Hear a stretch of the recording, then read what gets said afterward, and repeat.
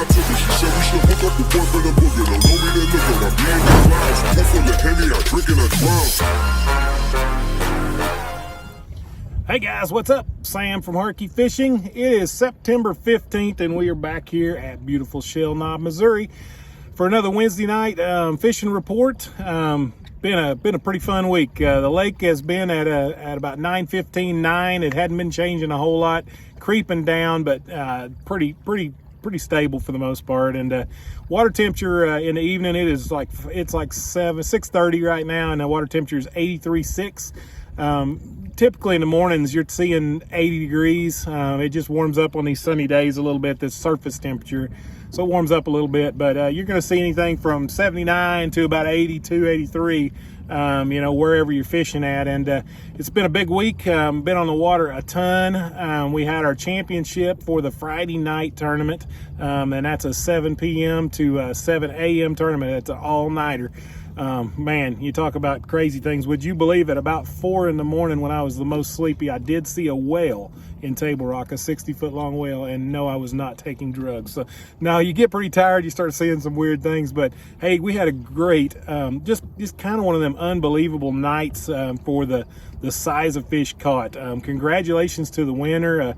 Keith and Jason won that thing, and they had 19.7, I believe, was their best 5.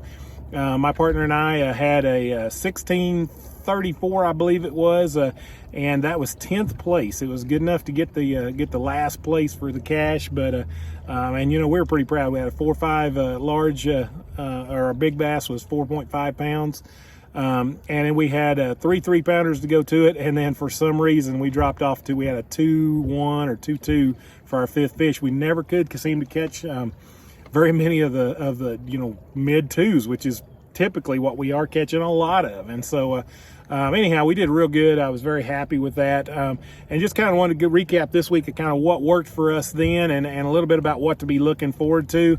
It does sound a little bit like a broken record this time of year. We're still throwing the same thing. So kind of a recap of what happened on that championship. We've been talking the last few weeks about how fish are leaving the brush piles. And the reason I said they're leaving it, because we knew there was some in those brush piles. And so the conservation brush piles, they're kind of to me, they're a staple of fishing in the summer. There's not fish on all of them, but there's fish on some of them always. And so we found a couple real good brush piles that had fish on them, and every week for the last 3 or 4 weeks there's been less and less fish. And so kind of a struggle. I really like fishing where the fish are moving to, not where they've been moving out of. And the problem was we hadn't found too many areas where it felt like more fish were moving in. So we started the night fishing brush piles, and our 6 best brush piles, we fished those for about the first 4 hours. And we caught 2 fish. One was 1.5 pound keeper, and the other was 1.55 pounds. Some real lunkers right there, let me tell you. So we were pretty disappointed. So we made some changes. We went and fished some real rocky, kind of ledgy type banks, and got the first 3-pounder in off a piece of wood on a real nasty, rocky, chunky bank. And so that's the size fish we were hoping to have as our smallest fish. 3-pounder average, and then hopefully catch a nice one. And so we caught the first 3-pounder. So we went to another bank that was similar to that. That first 3-pounder came on a big worm. We went to another bank. The next 3-pounder we caught came on a big worm. We thought we were really onto something there. We fished 2 or 3 other banks like that, nothing. And so, at like 4 in the morning, we decided, okay, let's check these brush piles again. And the fish had moved into them. And so we put another 3-pounder in the boat with a jig. And then as kind of a last ditch effort, we had one last rock pile.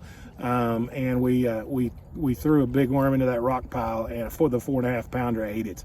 And so, man, that was pretty exciting, to see that. But really, brush piles and rock piles were our main pattern. But boy, we did not catch a lot of fish that night. I don't think we caught probably more than 20 fish in a 12-hour tournament. And to be honest with you, that's pretty poor. But at least we had the right quality of bites. When we did get bites, they were nice ones. And so, I'm very happy with how we did. And I'll tell you, there's still a few fish in those brush piles. We threw a spinnerbait 5 of the 12 hours, and we caught fish on the spinnerbait. In fact, a lot of the fish we caught were in the 14-inch to 15.5-inch range.